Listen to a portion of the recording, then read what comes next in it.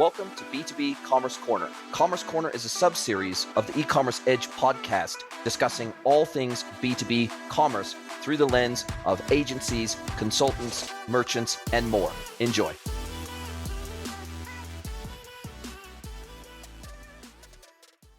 Hello, everybody, and welcome to another episode of the podcast. It is my pleasure to welcome my next incredible guest, Ms. Sarah Falcon from the B2B EA, the B2B Ecommerce Association. Welcome, Sarah. Yeah, thanks, Jason. Thanks for having me. It's my absolute pleasure. And look, we talked about having this conversation for a while. We finally pulled finger, made it happen, got it booked in, and actually we're here having this conversation today. And look, there's lots of directions we could take this. But before we get into everything that you're doing now, your take on the state of B2B e-commerce in the world today, some of the things you're seeing over at the B2B EA as part of your work over there. But before we get into all that, and look, that's going to take us down some long rabbit holes, no doubt. But how did you come to be in this space in the first place? Because it's not most marketers, they want to go and work for some sexy big retail brand. They want to go and work for a Nike, or they want to go and work for Lulu, or they want to go and work for a sexy D2C brand or 8 Sleep, or they want to go and do stuff in the B2C and D2C world, oftentimes because in that world, there's lots more sort of household brands or household names that people know, recognize, love, have a passion for. Maybe it's easier to build a community around those brands because they're household names, things like that. But you didn't go down that well-trodden path. You took a slightly different tack on this and definitely have B2B as your focus. Why? Great question. To be fair, I didn't start off on this path. Like I started off on more of the D2C path. And part of it is just, I think, an awareness that awareness of the brands that are out there and the household names that are out there. But I studied political science and literature in college, so I was well set up to have no job whatsoever. And so my first job I just fell into, and I was living in Germany, and it was a D2C startup that did customized apparel. So like custom ink. And they developed the technology to put the design online and manipulate it and add text. And we had a direct to consumer and a B2B side, so that like soccer teams and nonprofits could set up like little web stores with their custom merch, right? It was cool. It was cool for 20 years ago when we did like MySpace social media marketing. Yes. Email marketing was like hard coded. Like it was a completely different time of marketing. But that was my sort of first foray into anything touching B2B. And then I moved back to the US and worked for like beauty, like plain old like consumer brands, high-end luxury beauty brands. I did because I owned D2C. That meant I owned the website. So I also owned the B2B digital experience, which was essentially an order form with custom pricing. Again, behind a login. So that was like our early B2B e-commerce experience.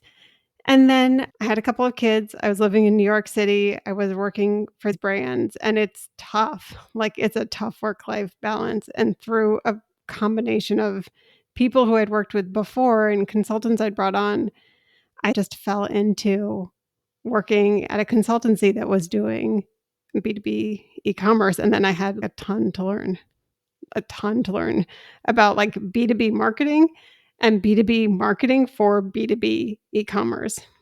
And I worked with Justin King at the time. I learned by listening to him, like learning from Bob Lewis, who I worked with, who's now at Impacts, and just like reading as much as I could from like Forrester and Gartner and ISA, like any like industrial information I could get. So it was a steep learning curve, and it was like an embarrassing learning curve. Just being on like a customer call and not really knowing the difference between a manufacturer, distributor, and like their e-commerce priorities, right? Just stuff like I didn't know what I didn't know. So about 10 years ago, I made that switch, and I've just been like learning as much as I can ever since. It's interesting because I think you have experienced something similar where kind of you maybe didn't set out to be in the space, but a lot of D2C brands today, they're trying to set up strategic wholesale channels to be able to sell at scale their products that they may have direct to consumer channel, they might even have physical retail stores, but they realize that they can't get in front of no matter how much they spend. Nike's learned this the hard way. Allbirds has learned this the hard way. There's been almost every major D2C darling that emerged during COVID has learned this the hard way, that it's all about distribution and it's Yeah. all about getting your products into every nook and cranny of the market. And a pure D2C play is almost never going to get it done, no matter how much money you spend. You cannot change enough customers' behavior. They're going to have their preferred retailers. They're going to have their preferred channels that they like to buy through. They have their preferred local suppliers that they prefer to buy through. And it's very difficult to change that behavior. And so no matter how much you spend on direct to consumer digital marketing, no matter how much you spend on your physical retail stores, you are just not, and especially if you, for example, let's say you're headquartered in the United States and you want to start selling in Europe, or you wanted to start selling in new markets, to set up direct to consumer channels in those markets is really hard. Yeah. It's really complex, it's very expensive, and it requires a unique localized skill set to be able to pull it off. And so by having those strategic wholesale channels, you let people perform well in those local markets that know those local markets the best, Yeah, right? And exactly. oftentimes already have penetration in those markets. They've already got representation in those markets. They're already doing heavy marketing in those markets. They're already established, right? They've already got moats around their business. And so the reality is, I think while you're almost a pure play B2B focus today, I think that is a pathway, if we can use you as a model for a second. I think for people that are maybe come from a traditional marketing background for retail brands, that's a really, if they even have an interest at all in B2B marketing, Mhm. oftentimes that's an easier pathway if they go to work for a major D2C brand that also does strategic wholesale, and you're expected to own everything that's customer facing, whether they're a retail customer, whether they're a wholesale customer. That feels like a slightly easier path than just being dropped in the deep end at a pure play manufacturer or distributor that doesn't do D2C at all, and they are a pure B2B business. That feels like a much, much steeper learning curve than easing your way into it like you did.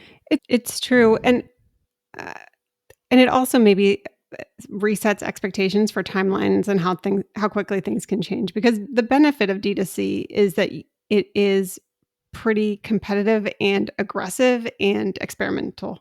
So there is a lot of, if there's funding, there's a lot of opportunity to advertise and try different messaging and try new things and be first to market and try out new technologies and tools, and not a lot of leadership fear about trying something and it not working out, or trying something and it not work out as well as people expected. So there is like a sort of bar of curiosity and risk taking and learning that is actually pretty dynamic and cool on the B2C side. And if you start playing on the B2B, then you're working with bigger brands who have many more risk constraints and many more concerns, and you have to play with that. But I do think there's a lot that whatever traditional B2C, D2C marketers can bring to B2B, just in terms of, I mean, it's corny, but like in terms of like mindset and velocity, like in having like a momentum towards trying things and getting things done. So I think that's interesting. And the pace can be more sustainable than the like big name brands who have to just churn really quickly, and D2C has to be on 24/7, and B2B, you don't really need to market Saturday. Like, you don't really Yeah. need to be marketing Or Black over the Friday, weekend. Cyber Monday, or any of that stuff. Yeah, so it's really a different pace of things. So it can be an interesting space. I talked to this woman, Cassandra Cross, who made the switch from B2C to B2B, and she was like, "It's just a better work-life balance." And then she's, "What he's Yeah. talking about that." And I was like, it's true. I've never heard that before, and it's interesting. I think going along with that is the fact that most B2C and D2C brands are almost exclusively campaign driven. So it's okay, we've got weekly campaigns, we've got monthly campaigns, we've got quarterly campaigns, we've got annual campaigns, and then we have special events, drops. We've got, like, the whole industry is very campaign driven, Yeah. right? So it's all about the latest promotion, the latest discount, the latest drop, the latest new range, the latest designs, the latest. You're forever chasing the market. You're forever trying to get ahead of where you need to be. And then you, of course, if you're in fashion, then you've got photo shoots to organize. You've got all your tech packs to create, and then you've got contract manufacturers that you're working with and timelines there. And so your marketing plan has to be so far ahead of where you need to be. You got to be planning 6 to 12 months in advance. Your marketing plan in the B2C and D2C world is like 6 to 12 months Yeah. in advance, because you are anticipating, okay, cool, maybe I've got to do a campaign for back to school. Okay, cool, maybe I've got to do a Christmas campaign. Okay, cool, maybe I've got to do a Valentine's Day campaign, Mother's Day, Father's Day. You've got calendar driven events and campaigns in the B2C and D2C world, not so much in the B2B world. And so Yeah. you don't necessarily have to plan in the B2B world 12 months in advance what you're going to be doing from a campaign perspective. You can be a little bit more flexible. You can be a little more adaptable. You can be a little bit more seat of the pants to see what works. You can test and try new things. But there is, on the flip side of that, I think you rightly pointed out, there is sometimes a reticence to invest in marketing at all. And Mhm. what I'm seeing is, even with $100 million distributors, they might not have a marketing manager. They might not have a marketing function in the business. They might have a director of sales.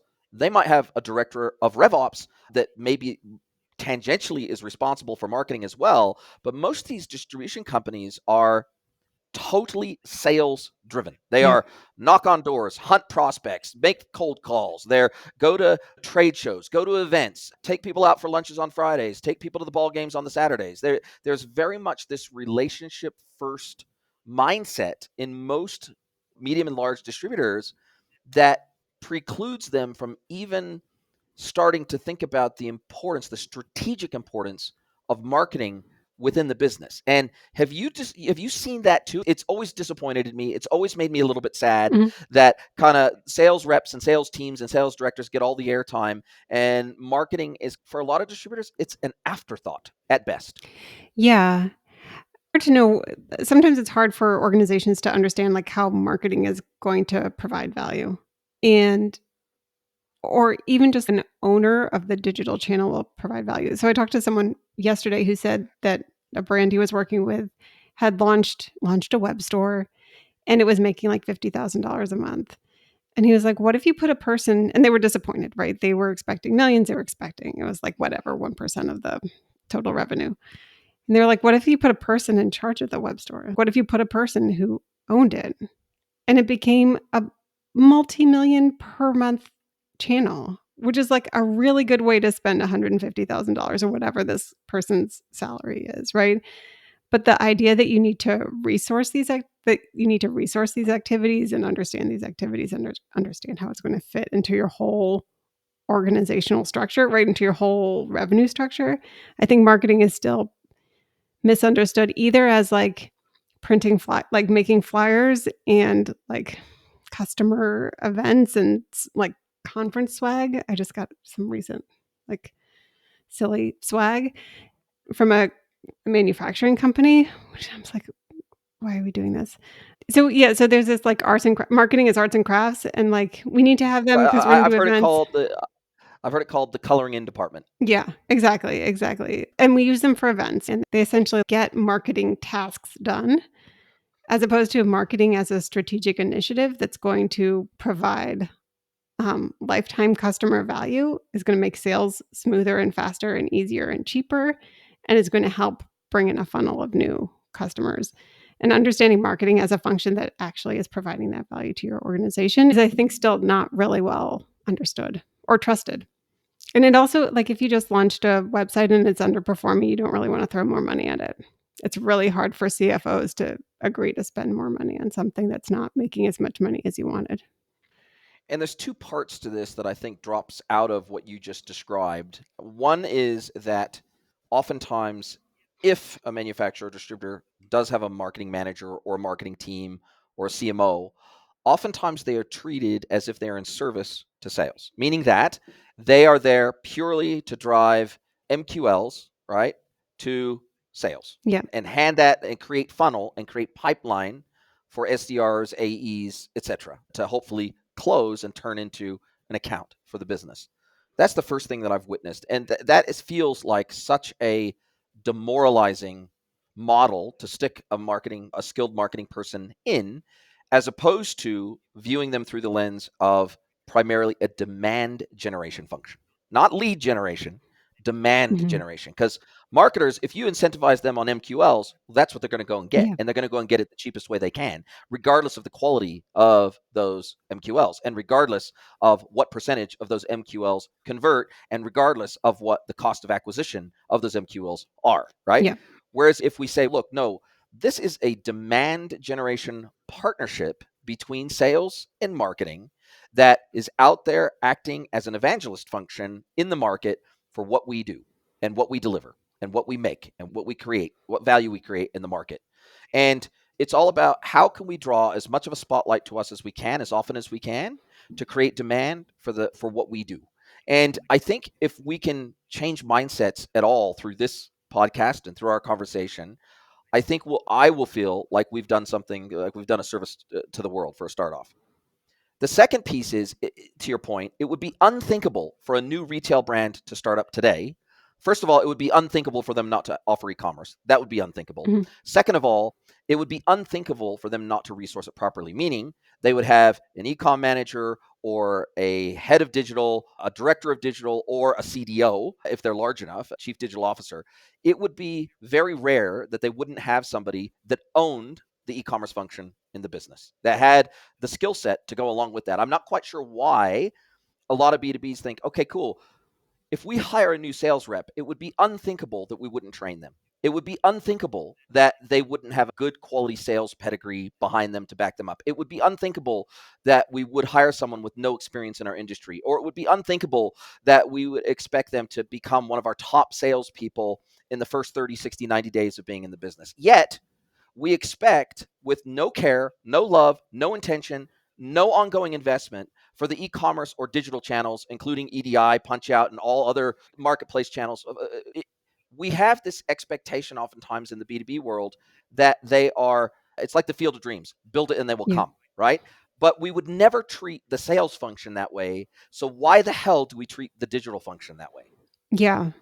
And from the marketing side, you can often be on an island without mentorship because no one in the organization really understands it, and a lot of pressure, right? Either to deliver MQLs within a certain budget or to somehow be showing value in an organization that your value is not completely trusted. I My brother-in-law works for a company, he's on the marketing side, and the sales organization was pushing for attribution, meaning who gets credit for the sale, to be at last touch, which means that the last person Who closed the deal? who Whoever closes the deal gets credit. yeah, whoever closes the deal gets credit. So if they came to your site because they found it through search optimized content or an ad that you put out or a webinar that you hosted or an event that they came to, and marketing has been feeding relevant content for the past 6 months, if the salesperson finally picks up the lead and makes a call and they get into the pipeline, sales gets the credit. And that's just there are so many unforced errors by not looking holistically at the revenue cycle and what behaviors you might be accidentally reinforcing. This aligns really clearly with some of the disincentivization I see manufacturers and distributors doing for the sales team because of the advent of digital channels. So Yeah. they'll say, I'll go in and they'll say, hey, look, we're going to implement this new e-commerce solution because any sales we get through e-commerce, we're not going to pay commissions out to our sales reps. And I'm going, are you insane? Yeah. So you're prepared to drop 250, 350, 500,000 on this new project, but yet you're going to disincentivize the very people that will help ensure high adoption and successful adoption of your technology by your customers to get all of this efficiency that you think you're going to get out of this. salespeople are really smart, and if they see their pocket being picked, they'll either leave, or what they will do is they will sabotage the success of your website. And I have seen it. Yeah. They will go into the market and they'll say, "Oh, we've got this new website, but look, I'll take care of you. Don't worry. You don't need to place the order through the website. Just make sure, send me an email or ping me on WhatsApp or whatever. I'll make sure you get the best price. I'll make sure you get reserved stock. I'll make sure you get priority shipping. Just come through me because we've got this relationship, and I'll make sure you get looked after." Like, Yeah. I've heard these conversations in the field, and I've been told about these conversations in the Yeah. field. And a lot of these businesses feel like, both from a marketing perspective, but even from a strategic incentivization, because you get what you incent. And from a strategic incentive perspective, it feels like they're going about it completely backwards if they actually truly believe that they want digital channels to become their primary sales channels and their primary transactional execution channels. They might say that out of one side of their mouth, but their behavior tells me something else. And I think there's that weird dichotomy still happening in the market that I guess you see too.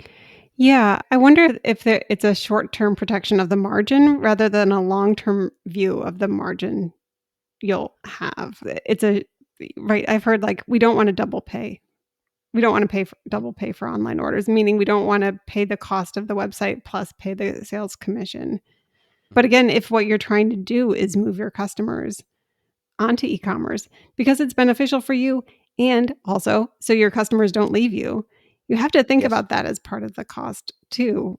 The We did a webinar with Jared Abelson of Simpson Strong Tie, and the thing he said that I think of all the time is he was like, "If we get 100% cannibalization Yep. of our, like, offline orders to online, that means 100% of our customers want to transact with us online." And I was like, "Exactly, exactly." What that indicates isn't that salespeople aren't doing their job well. It doesn't mean anything is broken. It means it's actually that the site is working exactly the way that you intended to. And I think the other thing that is in alliance with this is that I was working with a global manufacturer and a distributor of they worked almost exclusively in the automotive industry, but they also worked in the heavy trucking, trailer, fleet component management, fleet supply management for trucks and tipper trucks and all sorts of other things. Multi-billion-dollar global company. When I first met them, they did zero e-commerce in the business at all. No, nowhere in any of their divisions across the world did they do any e-commerce. They came to me initially. This was when I was still living back in New Zealand. And they said, "Look, we're going to try e-commerce in a very small proof of concept way with one of our smallest business units only in New Zealand. And the only reason we are doing this is because we have a new competitor that came into market in New Zealand who's a digital native, a brand new, they're a startup, and they don't do things the way we do them.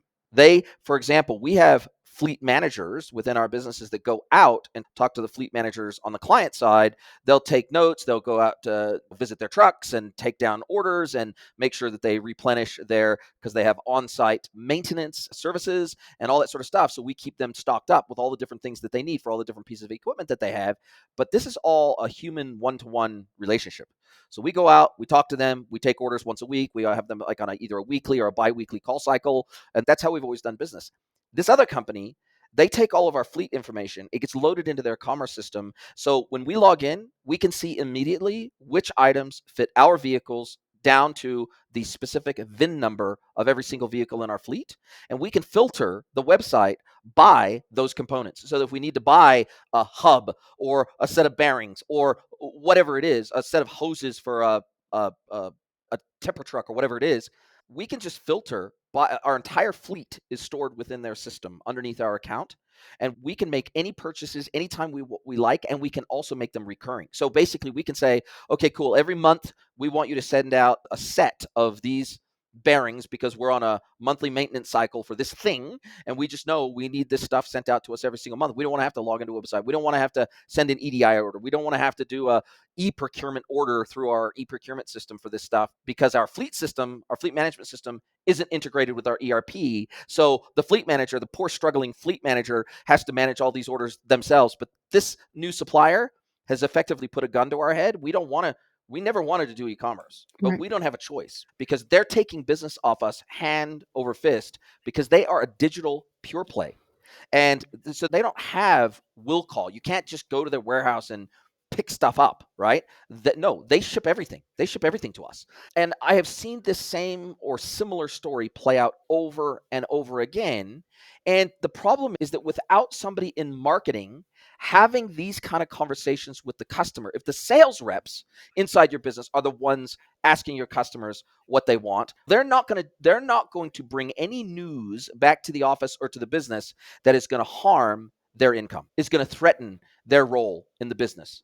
And so without somebody more neutral in the business who isn't necessarily commissioned on the revenue that they bring through the door, without someone in the business having these conversations, you have to learn about it the hard way. You have to learn about it because a competitor starts eating your lunch. And wouldn't you rather be ahead of the curve and have a marketing person out there having regular conversations with your customers to truly understand what they need and what they want from you without the influence of people who are disincentivized to move them away from that one-to-one personal relationship? Right. Yeah, and it is the for customer experience rather than solving for e-commerce, right?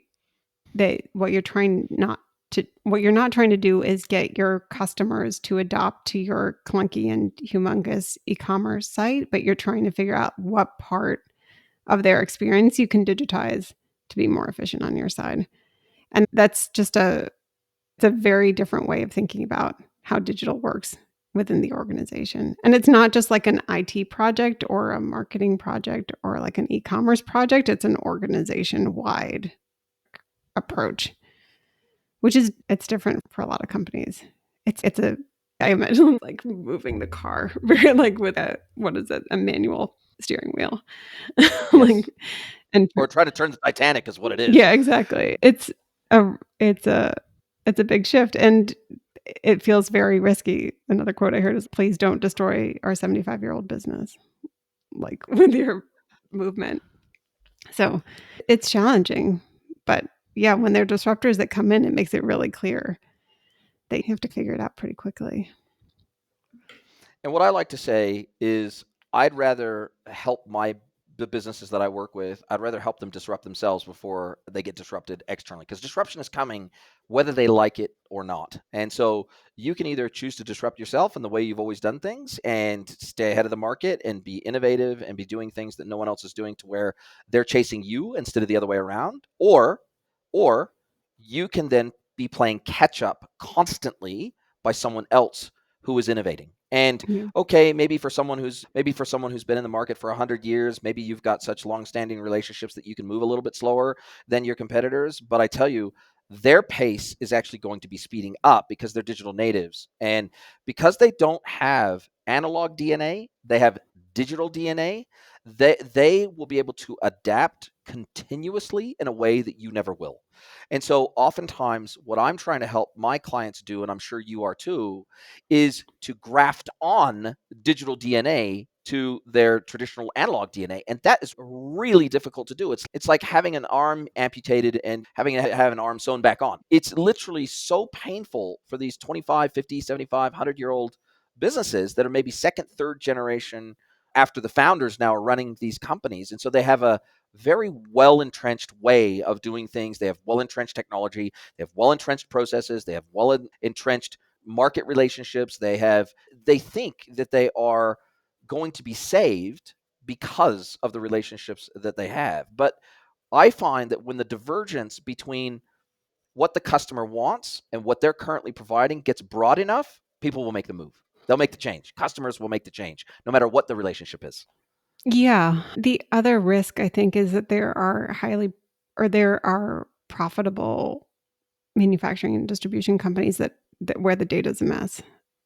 And Yes. so this whole like digitization project just exposes the mess that's in the data. And that makes it like much harder and more painful to get started.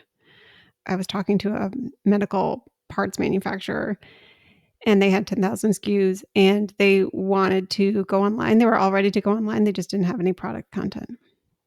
So they Wow. were at that point 3 months behind schedule because they didn't have product content. And they didn't have a plan for it. They had internal salespeople writing product copy, which feels risky Like, it feels yeah.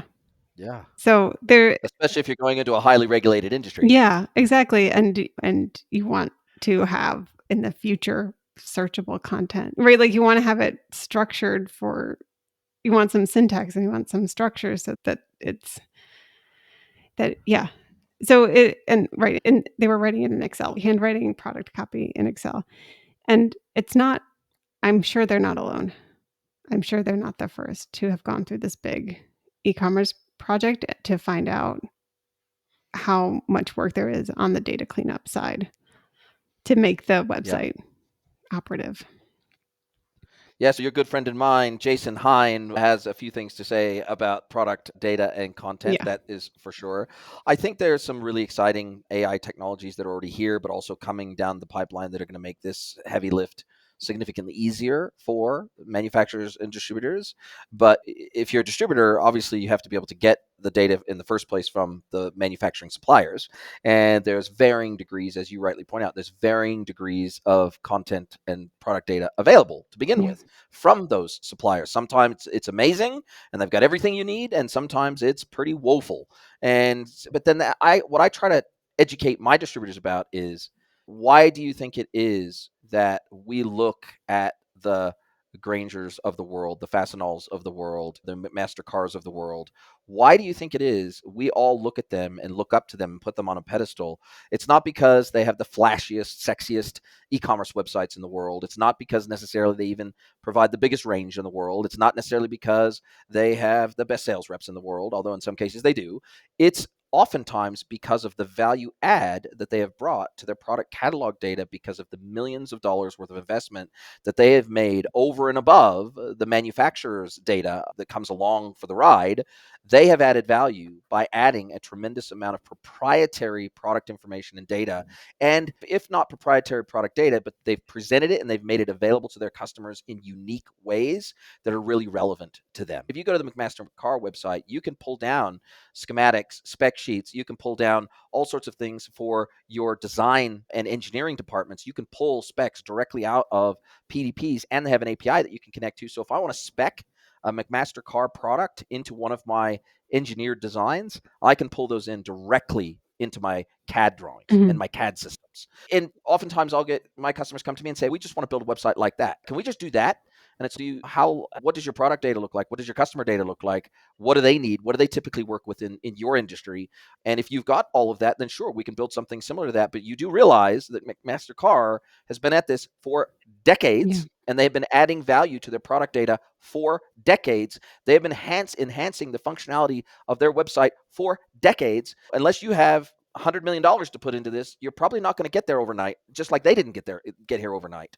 And so I think it's one of those things where you rightly point out, I think it's really difficult for someone who's inside the fishbowl. If I've lived in this industry for 25 years and I'm a rep, for example, and I know it like the back of my hand, and I know where on the local network drive to go and pull this information, zip it up into a zip file, and then email it off to my customer, that makes me feel really important to the business, and it makes me feel really important to the industry. But if the business can't be efficient enough to stay in business, you're not going to keep your job anyway. So there still feels like this massive tension between sales, marketing, and digital that it feels challenging to bridge.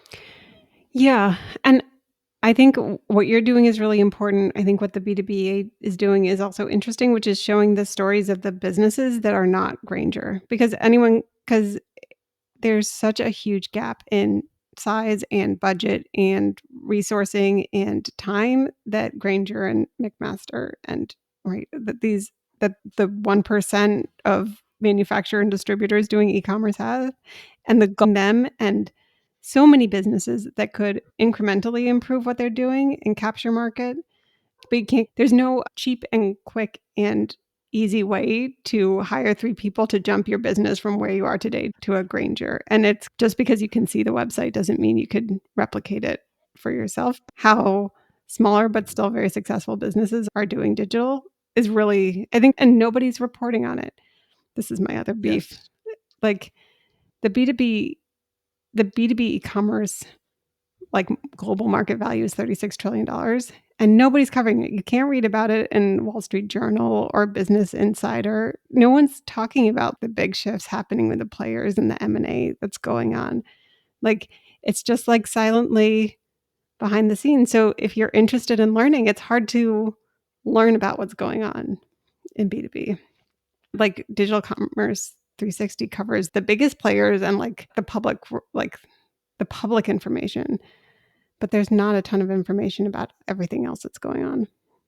Yeah, I've had to, just so that I can even keep up, and I live this every single day. I've set up Google alerts for everything related to B2B. I'm signed up to about 20 different industry newsletters. You have to really want, you have to, whereas you open any retail digital rag and you'll hear about the latest retail trend. You'll hear about their earnings reports. You'll hear about what Nike did recently with one of their stores. You'll hear, like, from a retail perspective, you are just surrounded by it.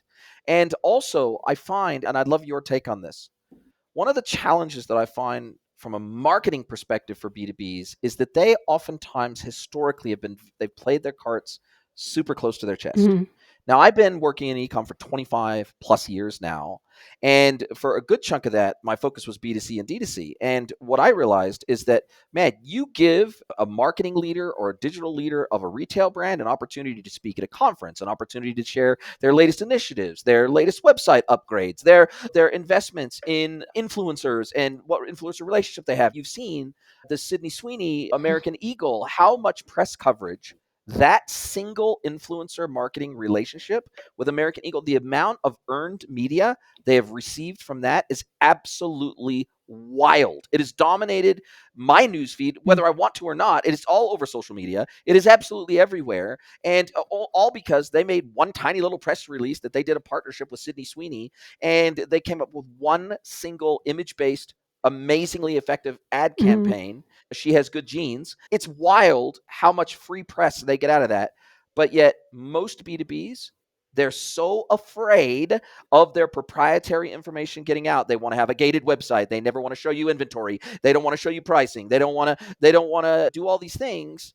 And so therefore, they don't want their marketing managers speaking at Yeah. conferences. They don't want their marketing managers having conversations at trade shows. They don't want to open the kimono and talk about what they're doing when that could be one of the greatest sources of free and earned media available to them to get the word out about what they do. But they are so petrified about the commercial sensitivity, what they do and how they do it, that they miss out on the opportunity. Do you see the same? Yeah. And I think they probably come by it honestly with businesses that were largely private contract based between like manufacturers and distributors, right? You had a region that you owned and you negotiated what region you had and you could buy, right? Like it was all very contract based. And that, of course, is all private and proprietary and worth protecting. I heard someone talk about the next generation, and I'm always a little bit skeptical about like the next generation, there's whatever, however the next generation is supposed to behave.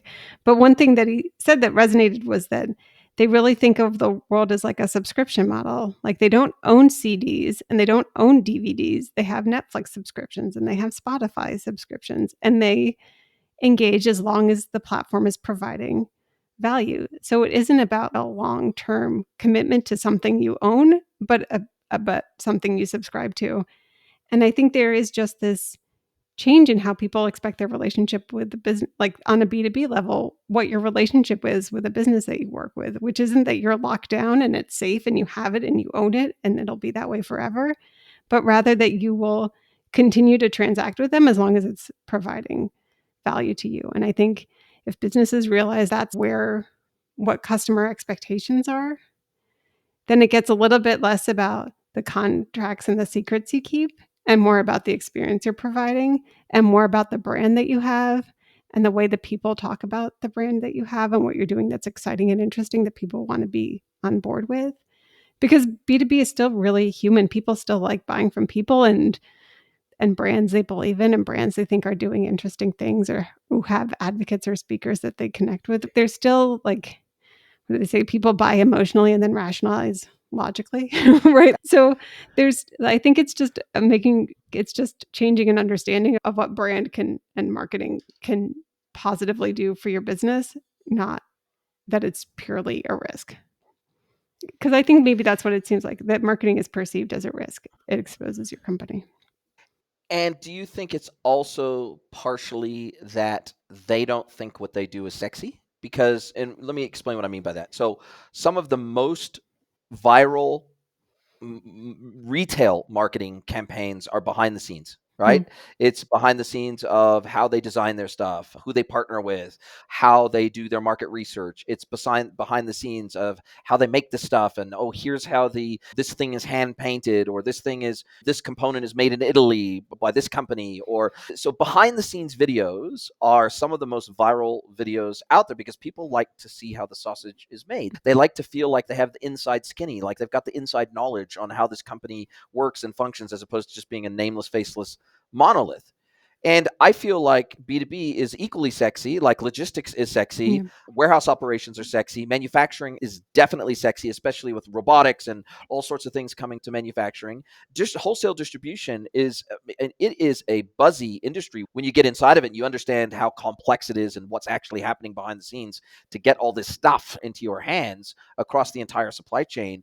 And even from the design process to just everything in between, there is an extreme amount of really engaging, sexy, fun content that I just feel like maybe the B2Bs, because it's not a retail product, they think, oh, this is boring as shit. Mm. Nobody wants to see how an assembly line works. Nobody wants to see how our carousel works, that we get the items from the back of the warehouse to the front of the warehouse. Nobody wants us to visually, via video, walk them through an entire fulfillment process of all the way from the point where we receive an order to where we make sure it gets routed to the right place and all that sort of stuff. But I think they're selling themselves short, because in many instances, that is the thing that actually differentiates you. It's the way that it's not what you do, it's how you do it that is your differentiator as a brand. But if you never show how you do it, how can you communicate to the market that you are actually different? There's a lot in there. Always my first question with marketing is, who are you trying to talk to? And then figure out, like, what is the content that will resonate for them? And the perk of not being a retail brand is that you're not trying, or a D2C brand that's trying to capture whatever 40% of the market of 15 to 25-year-olds. You don't have to talk to everybody all at once over and over again. You just need to speak to your audience of people who would care about it, your current customers and your prospective buyers. And you already know them. Like, you already know what they like about you. And so you can just reinforce the things that you already know about them. There's such a depth of knowledge and interest. So you just have to convert that into content that's interesting. And yeah, I think what you're hinting at is that logistics, for plenty of people, like more people that are in your target addressable market, are curious about what your warehouse looks and how your logistics work. Like, it's interesting for a lot of people, and interesting for the people who you want to be talking to. And just also encourage my customers to think about it like this. Okay, let's say I was a competitor to Granger. Let's just say, hypothetically, right? And wouldn't it be super interesting to me to see how the sausage is made? Wouldn't it be super interesting to me to see behind the scenes how they prioritize digital, how they have built what they've built, what it's taken them over time to deliver that to the market? Because as you rightly point out, this is not something they just whipped up in 6 months. This has been something that they have put concerted effort into for decades. Wouldn't it be awesome to meet the people behind the tech, the people behind the teams that created the tech or created the experience, or meet the people in marketing who had the conversations with the customers to find out what the customers wanted, which we said, okay, we did this market research. The market was telling us this, that they wanted this. We didn't deliver this. So then we set out to build it. Okay, cool. It took us 5 years to build it, but we built it. We went to market with it and our customers love it. Like storytelling. I think the art of storytelling has oftentimes been lost in the B2B world, where it is a default expectation that you better be a bloody good storyteller in the B2C world. Otherwise, you probably won't get hired. If you can't craft a really good narrative and a really good story, then you're probably not going to last in the industry very long.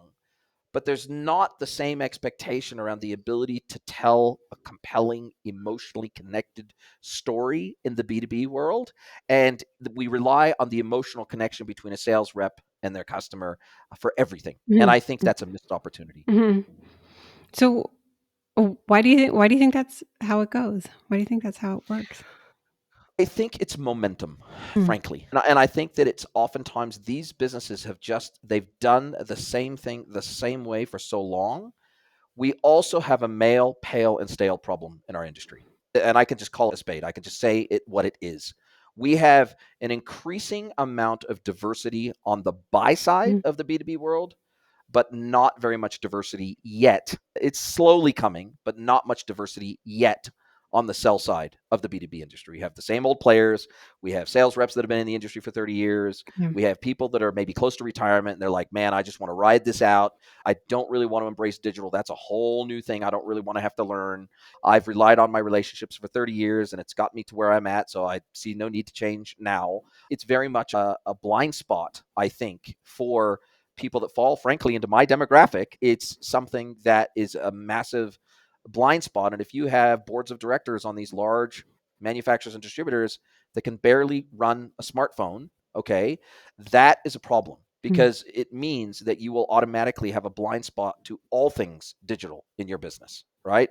I oftentimes will ask at a board level, and it will shock people when I'm having a discovery for the first, second, or third time worth of discovery. I will go around the room. We might have 10 people in this discovery from different departments in the business. And I will ask them all, how much of your personal spend do you make online? Like how, like Mm. percentage? Do you shop online? Is 10% of what you buy online? 50%, 90%? Like for me personally, it's like around 90%. Now I realize I'm an outlier, Mhm. an extreme outlier, because the averages say total retail spend, it's only about 20 to 30% Mhm. is online. But I like to level set that by saying, how can you expect? Okay, it'll range from anywhere from I don't buy online at all. My wife does all my buying for us, Sure. or all the way to okay 10%, 15%. I buy online only when I need something that I can only get online, and then I buy it online. Otherwise I go to the shop and I get it. And it really levels the playing field in the conversation because it's really difficult for anybody around that table to have a really solid opinion of how things should be done digitally when you never flip and buy online. Don't Mhm. try to tell me Mhm. how Yeah. this should function for your Yeah. customers when you have zero or almost zero experience shopping online, retail or wholesale. When you just don't have a good frame of reference. You might have a really good frame of reference of what your products are, how they work, how they need to be designed, the specs that they need to have to be able to steel beam to hold up a building. Like you might know that stuff, but it doesn't mean you know anything about digital experiences because if you don't have a good frame of reference, how the hell do you think you can have input into this? No, we need to start with your customers and what they need and what they expect because clearly you have no idea. And that's oftentimes where we have to level set. We have to get to a place of raw honesty internally before we know what needs to be addressed. Those are hard conversations to have, aren't they? Yeah. Those are really hard conversations to have, and it's really hard to have it if you're not in the room already, right? So, yeah, they're hard conversations to have. But they're fun. They're fun They're to good. have. And I tell you, it really upsets the hornet's nest. And that is also, I think, where the B2B EA, independent coaches, independent consultants, where we can have the most impact because we're not worried about losing our job. Yeah. Like I am specifically brought in to ask exactly those kinds of hard questions. I am brought in to ask the questions that might get someone internally fired because at the end of the day, they want to be able to have the air cover of a consultant telling them, recommending do this and this, recommending it when internally they might already know they need to do that, but they just need the external validation and the air cover to be able to make it happen Yeah.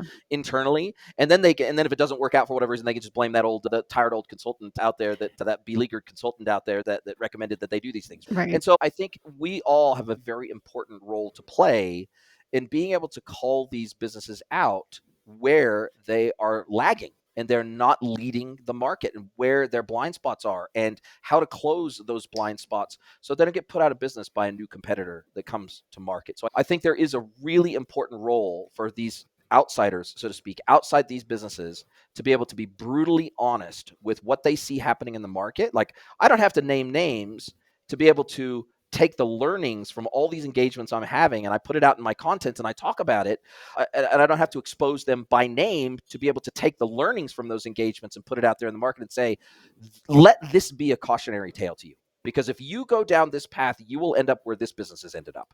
And they're in a really tough spot. So, how about we just not ever let you get there in Yeah. the first place? How about we make sure that you stay ahead of the market instead of behind the market, so that you don't get put out of business by a 12-month-old startup out there that does everything you do but better. Because what I've found, and I'd love your take on this, B2B historically has been built 100% on monopolies, Mhm. right?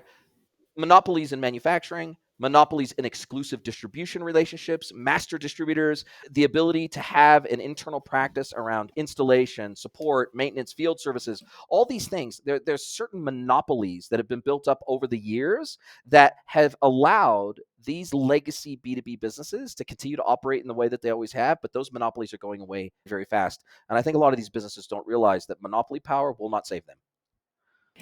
Yeah. Yeah. The last 10 years have been so different, I think, than what anyone would have expected. That a confidence in the old model working in the future 10 years, I think, is pretty shaky. Yeah. I think, like you said, that this move towards subscription rather than monopoly, just customer expectations and right, it's always framed as like customers don't have any loyalty, but maybe it's that customers just have a higher bar for the experiences that they want. I think yeah, I think there's huge value uh, in also in the community side of what you're doing, what the B2B is doing in letting people working in that and doing sort of the hard work to try to push digital within an organization have a place to talk to other people, resources, like tools to get their job done better. As I said, in marketing, there's not a lot of mentorship if you're working in a B2B. And also with digital, you might be plopped into this role where you're like, okay, I have a budget and a mandate, but I've never done this before, or I've done it in a much different capacity. And so I think being able to to provide like a network, I think is really important. And also, like you said, pale, stale, and male. Like one project I have too is connecting women who are working in B2B because they're still, I think it's going to change quickly in terms of like women entering trades, women graduating college. Like the mobility of women is different than it was 20 years ago, 30 years ago, for sure, for Even sure. 5 years ago. Yeah. So companies will need to change, and women are also looking for and it's gonna change in manufacturing and distribution and all the services, the tech and professional services around that. All of those areas are still majority male, and as more women enter, like, creating networking spaces for them and support as they kind of work their way through. Speaking of that, I think that's a great way for us to start to wrap things up here is all the work that you're doing at the B2BA to help ensure that the B2BA is an inclusive organization, that it is reaching out uniquely and specifically to as broad and diverse of an audience as possible, especially the women in the industry. And look, I think that was borne out when I was at IRX. The amount of women that we had speaking from the stage based on their experience was really damn impressive. Mm. And oftentimes we don't necessarily see that level of participation from women in the B2B world, even though there are some amazing women out there doing some amazing things. They oftentimes aren't necessarily keen to blow their horn like guys more often than not are willing to do. And so they're the silent champions for these businesses. They're the silent champions doing amazing work. Emma Houghton and Lindsay Swells. And just so that I think we've been very lucky and we've been very privileged and blessed to have a pretty diverse, and I would say we're growing in diversity in terms of the B2B EA membership. And when I look at the roster for B2B Ecommerce world in Scottsdale and in Melbourne, and when I think of some of the things you're going to be doing, and you and me both speaking at Shoptoberfest in September, talk to us a little bit more about how and what you're doing behind the scenes to try to help make the B2B as inclusive as it can be. Yeah, so this was born out because I was invited to keynote and because there were no other men on the agenda, so right, the bar was very high for me getting this slot, but after I spoke, so many women came up to me and said, "We were just so glad to see a woman on stage." And I thought, this if what you wanna do is provide value to your audience, this is an important thing to do.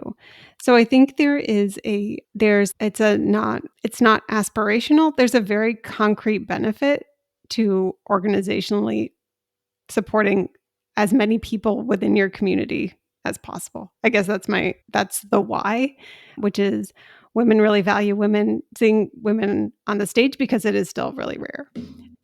So yeah, when we look at our agendas there, I think it's probably a 50-50 split, men or women, which is hard to achieve. Like you said, there aren't that many women who are willing to speak. And so part of it is creating spaces so women can practice speaking and speak and see other women speak, and creating a culture of supporting women and showcasing them. And then I think there's still more to be done on diversity. The thing that's cool about the B2B is that it's global, and you do get to hear perspectives from very different regions with very different situations. What's going on in Germany is very different than what's going on in Argentina in terms of digital maturity, in terms of customer adoption. These are really different places. And so that's been really cool for me to get to hear from different parts of the world tackling this, because it's the opportunity in e-commerce is global. So the more you can understand about what's going on globally, the more well set you are to grow in your role, to grow in one's own role, and to grow the business. I couldn't agree more. Speaking of you specifically, you are inspirational to me. I think you are inspirational to a lot of people, not just women, but I think people in general. I think you've been very inspirational in your work with the B2B EA in particular, and that's where your work really starts to have an impact on me and other people in the industry. So I am incredibly grateful and appreciative of the work that you are doing and continue to do on behalf of the B2BA, its membership, its coaches, its leadership, etc. You have helped to make the B2B EA what it is, and you've helped to put it on the map globally. And so I want to personally thank you for the effort that you have put in to help make this a reality. And for me, what you said was, not only for women, but just generally in B2B, we sometimes feel we're an island, particularly if we work in the digital aspect of B2B, because it's still such a small, tiny percentage of the actual effort that B2B has put into going to market. And so I think helping to give us a home where we can feel like we're around our peers and we can have conversations that are meaningful and supportive and encouraging and helpful, and where we can ask questions, where we can attend webinars, where we can be in the circle community, where we can actually go in and we can support each other's content. And all those things collectively, I think, are super important. I know you've led the charge on a lot of this, so I want to thank you for that. Oh, thank you. I'm looking forward to seeing you in person. We haven't met in person yet. One thing I've got to see you do virtually is really create a space where everyone can bring their best selves to the room, and you're just really adept at running a discussion and listening to what is being said or what's not being said, and really bringing people out. So it's an exceptional skill you have to talk and watch and listen at the same time. Some people are really good at talking and not as good at the other parts. But no, it's really been a pleasure. And I'm looking forward to meeting in person.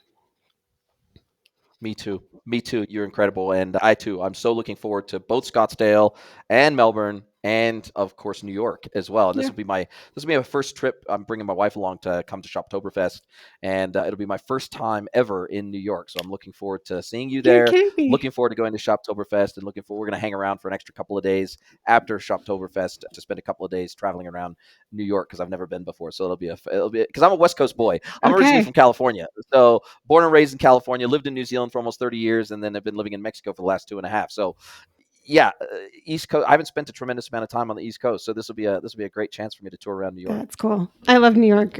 I lived there for 10 years, and I love it. You lived there for okay, so it's like literally like your backyard. You know it very well. Yeah, I think Shoptoberfest is in Williamsburg, which is where my first apartment in New York was. So it'll be good. Wow, what a small world. Yeah. Okay, then I'll be relying on you to help give me a bit of an itinerary for the couple of days after Shoptoberfest. You could tell us what things we cannot miss. This has been fantastic. Look, I'll drop a link to your LinkedIn profile in the show notes. Of course, I'll drop a link to the B2BEA in the show notes as well. Great.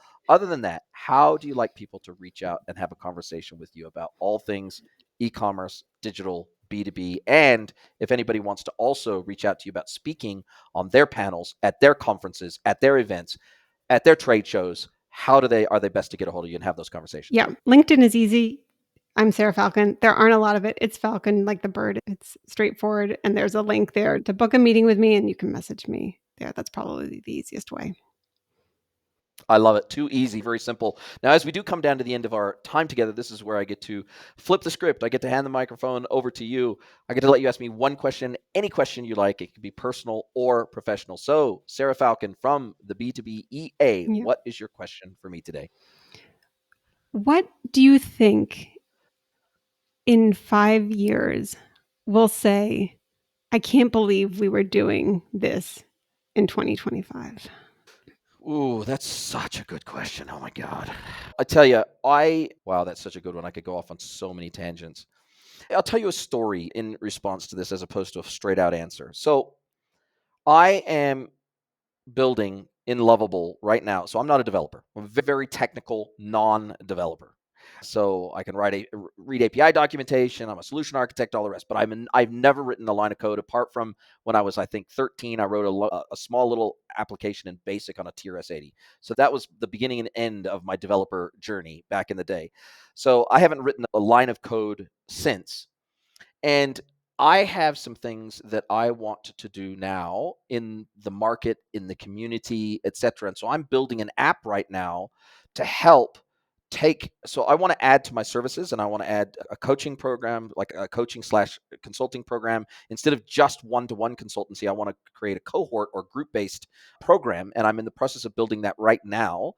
But I also want to support that with the capability for people to query my content and interact with effectively a chatbot that's trained on all of my content over the last decade. And so I'm actually building it. So I looked out there. I tried to find an app, and there's some apps that get a little bit close, but nothing to do exactly what I wanted to do. And so I've just started building it in Lovable. And I think everybody has a little bit of a coder inside of them. And that everybody has something they would like to see in the world that doesn't exist yet, even if it's only a tiny little passion project and it's never going to make you a whole lot of money. And I think that Lovable, Data Button, Bubble, there's like 10 major low code, no code platforms out there now that can help you develop web apps to do specific things that don't yet exist in the world. And that to me is super exciting. So I think we'll look back in 5 years and still 99.9% of the people out there, if they want to see a piece of software in the world, they'll go and try to find a developer. They'll say, okay, can we scope this? Can you give me a quote? Can we get this built? I think we will look back on this time as the time when people come from dreamers and visionaries to developers. And I forget who it was. It might have been, was it Sundar Pichai? Somebody said, no, it was Sam Altman from OpenAI. He said, we will soon see the first $1 billion single person company, because the ability to develop something, create something, and put it out in the world now, assisted by AI, is going to open up a whole new world of possibility that we have never ever had before. And yes, even using Lovable, there's some certain database things I've had to do, and so it's not 100% no code, but I tell you, it's 99% no code, and I still had to understand OAuth with Google and go set up some API tokens. And there's still some technical things that if you're completely non-technical, you would need a little bit of help. But I tell you, from the main coding perspective, creating the UI, connecting the UI to the database, and everything else, Lovable does 100% of that. And it's all conversational. I just tell it what I Yeah. want, I describe the scope, and it builds it. So for me, I think we are going to look back on this time and say, okay, cool. Back in 2025, you still mostly needed to go and hire developers to build your thing. I think in 5 years from now, these tools will be so damn good, you'll speak apps into existence and it'll happen in a day instead of 6 months. And that is very exciting to me. I think that's really interesting. I keep thinking that what's happening now is it's more important to be able to ask a really good question than to execute. Like what's becoming Totally. right, it's like that prompt thing that like the skill is in thinking of the interesting thing or the like most helpful thing, and then the executing of that is secondary, which is different. On the pure marketing side, there was so much marketing work that was just work. It wasn't about the thinking. It was about, I don't know, coding an email or whatever, tweaking a Canva thing. And now it's so much more about having the right prompt. It's cool. It is an exciting time to be alive, isn't it? Yeah. I tell you, yes, I've got my concerns about AI, like everyone I think does that is in this industry, but I'm far more excited about AI than I'm worried about it. And so I think those of us, it's incumbent upon those of us that have concerns to be part of the community, to be shaping it, to be hopefully trying to influence it in a positive direction. This has been a fabulous conversation. I've really enjoyed our time together. An hour and 10 minutes is absolutely blown by. Can't believe it. Sarah Falcon, really appreciate your time. Can't wait to speak to you again soon and hang out with you at least 3 more conferences this year. Yeah, exactly. Thanks, Jason. Thanks so much. It's been such a pleasure. Are you a B2B or D2C e-commerce merchant? Then head over to greenwoodconsulting.net to learn how we can help you scale your business.